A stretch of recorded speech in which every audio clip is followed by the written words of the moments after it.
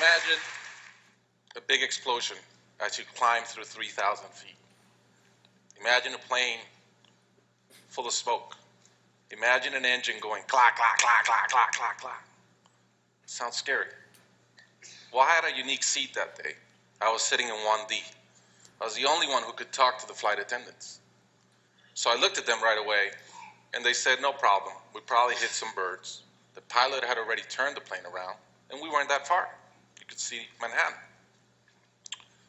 2 minutes later, 3 things happened at the same time. The pilot lines up the plane with the Hudson River. It's usually not the route.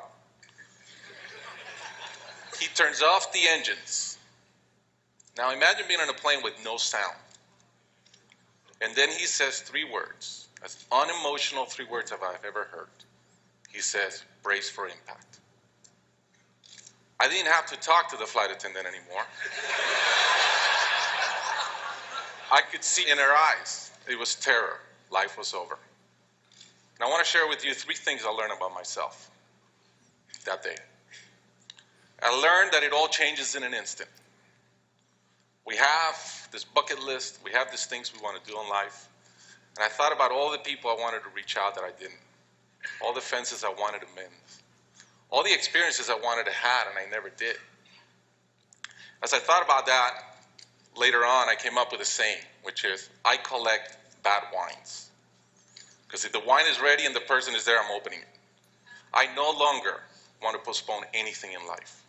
And that urgency, that purpose has really changed my life. The second thing I learned that day, and this is as we clear the George Washington Bridge, which was by not a lot. I thought about, wow, I really feel one real regret. I've lived a good life. In my own humanity and mistakes, I've tried to get better at everything I've tried. But in my humanity, I also allow my ego to get in. And I regretted the time I wasted in things that did not matter with people that matter. I thought about my relationship with my wife, with my friends, with people. And after, as I reflected on that, I decided to eliminate negative energy from my life. It's not perfect. It's a lot better. I've not had a fight with my wife in 2 years. It feels great. I'm no longer trying to be right. I choose to be happy.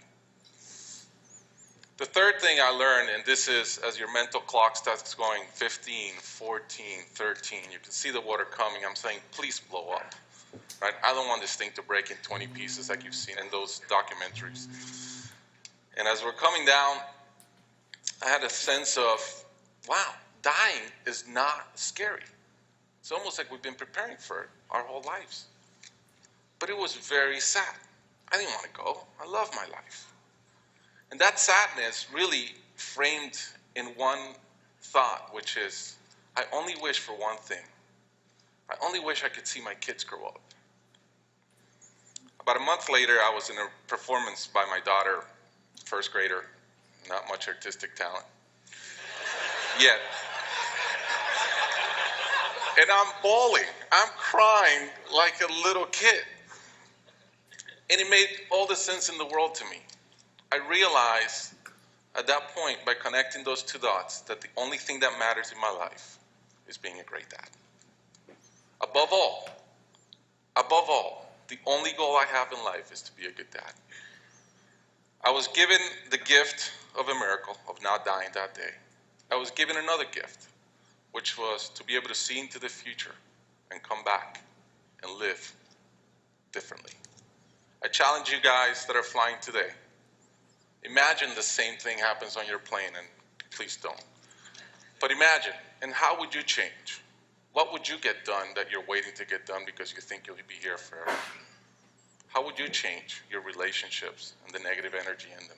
And more than anything, are you being the best parent you can? Thank you.